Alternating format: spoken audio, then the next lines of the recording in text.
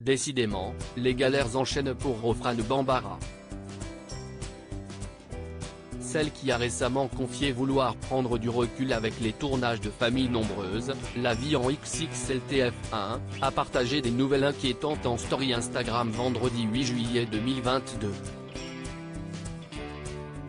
Elle a été victime d'un gros malaise qui l'a rendue inconsciente un certain temps. Ce matin, en allant prendre mon petit déjeuner vers 7 h, j'ai fait un malaise. Si est-il la première fois que ça m'arrive?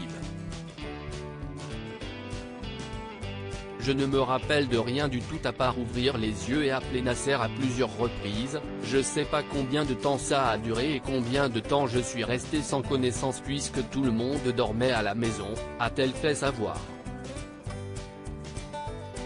Les pompiers ont alors dû intervenir pour la transporter aux urgences où le verdict est tombé, Rofrane a fait une crise d'épilepsie.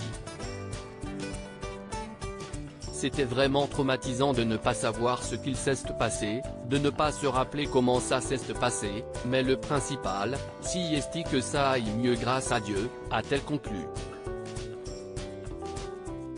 Au lendemain, la maman des quadruplés Nour, Hajar, Chemsidine et Keiridine, 4 ans, a donné de ses nouvelles à ses abonnés.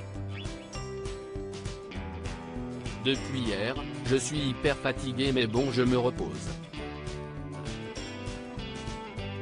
Je n'ai pas fait grand chose, j'ai ma belle-mère qui est à la maison, ma sœur, mes belles-sœurs.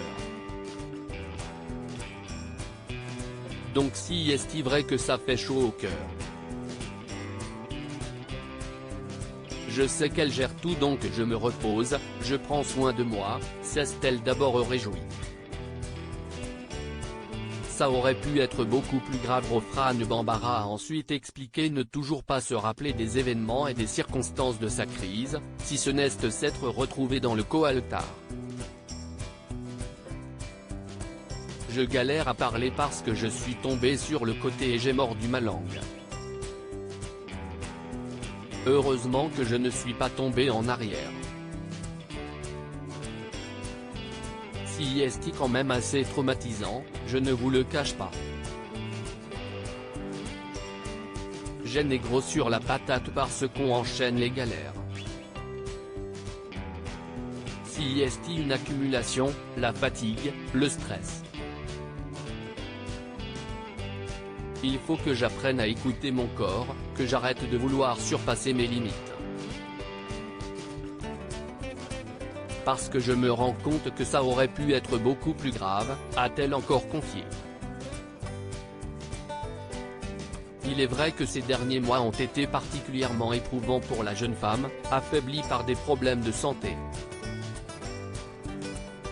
Avant cet épisode, on lui diagnostiquait des lésions au niveau du cerveau qui lui ont laissé quelques séquelles importantes. Je sens mon bras qui est lourd. J'ai une gêne au niveau de mon œil, mais il s'ouvre. Mais si est-il plus au niveau de la jambe où je ne marche pas, résumait-elle.